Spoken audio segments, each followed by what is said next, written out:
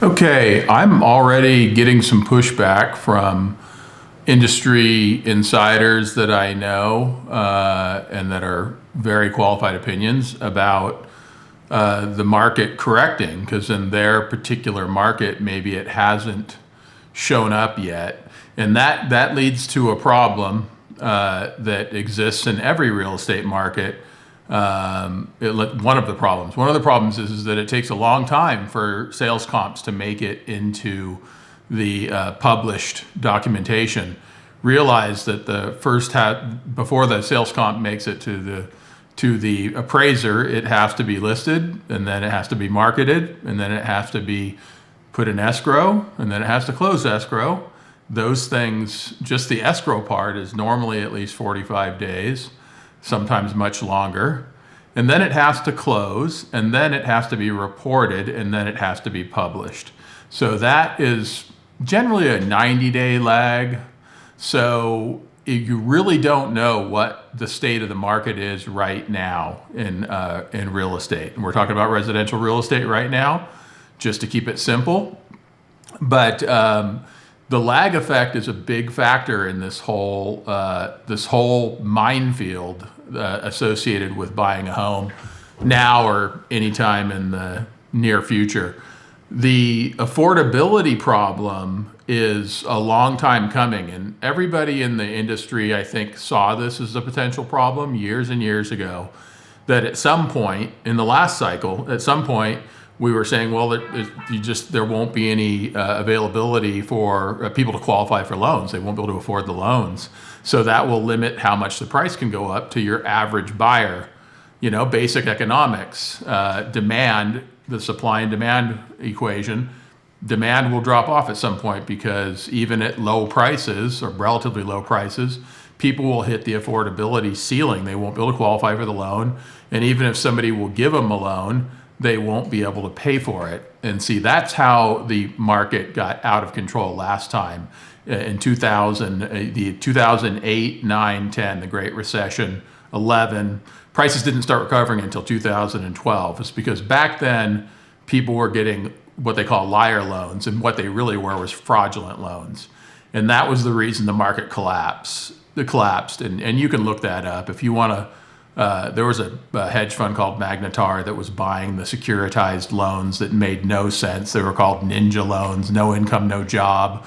It was a huge scandal, and banking regulations were changed, which I could get into in great levels of detail, but your eyes would roll back in your head. It's just not interesting.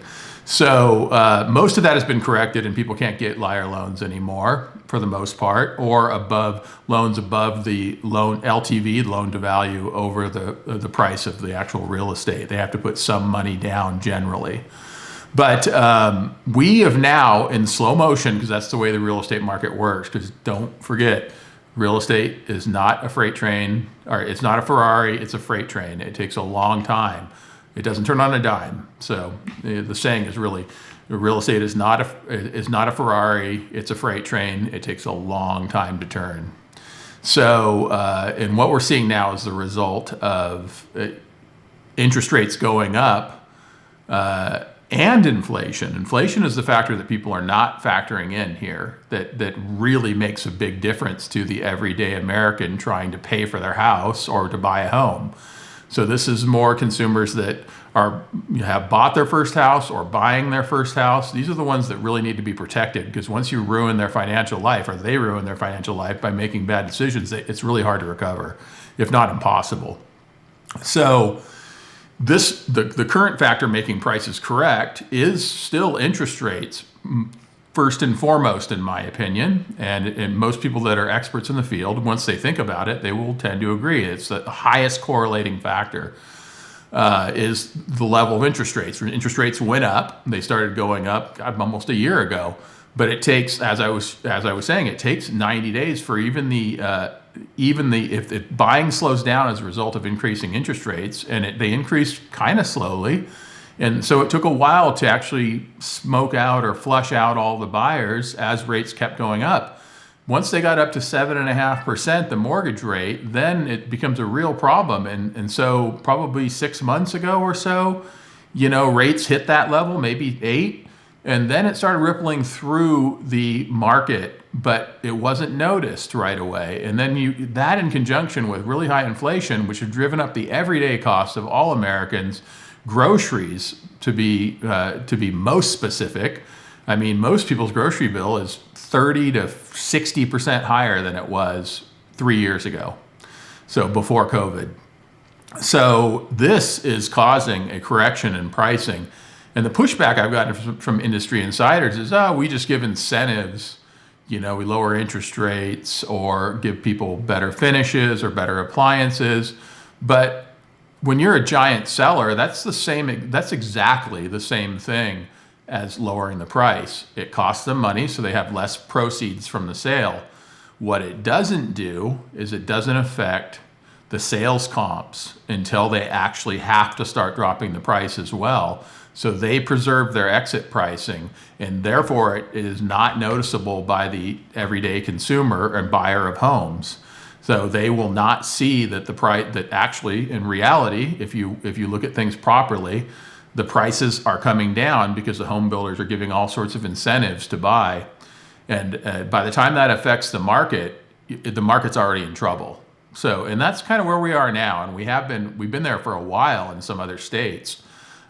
Depending on, this is California where I'm broadcasting this from, and it's just starting to be seen here in the comps. But don't kid yourself by tricking yourself into thinking there's no factor that's going to make the housing market correct at this point, because there absolutely is.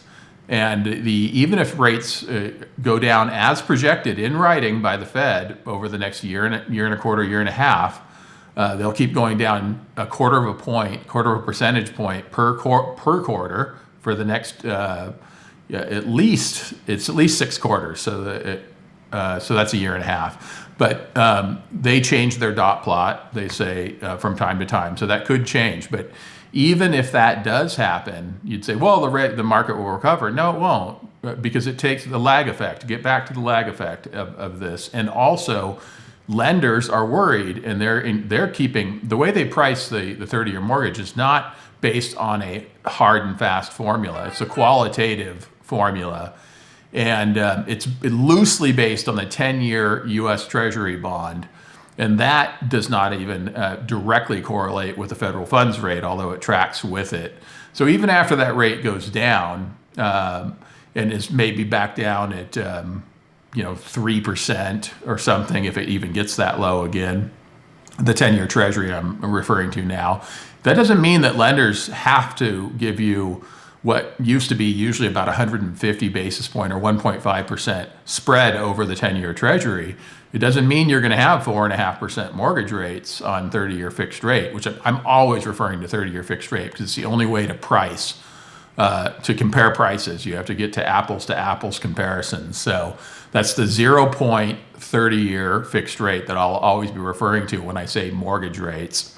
So anyways, they don't have to have 150 basis point spread over the 10-year Treasury. They can keep it at 350 basis points if they want, and rates may not go below 6.5% fixed or even close to 7 if lenders are worried.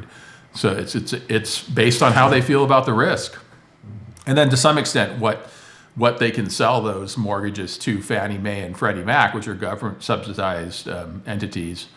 They're really government entities for all intents and purposes because they're fully backed by the faith and credit of the U.S. government. So, anyways, just that's your thought on initial pushback that I'm getting from experts in the field about not buying a home right now. My advice in the last video. And learning about how to buy properly and looking at your home and any other sort of real estate that you buy as an investment. So I'm going to sign off for now and not let this get too long, but please comment if you have any other further questions, or even more important, if you have constructive criticism, because I want to talk about it and I will respond probably in the form of another video. Thanks a lot. Talk to you later.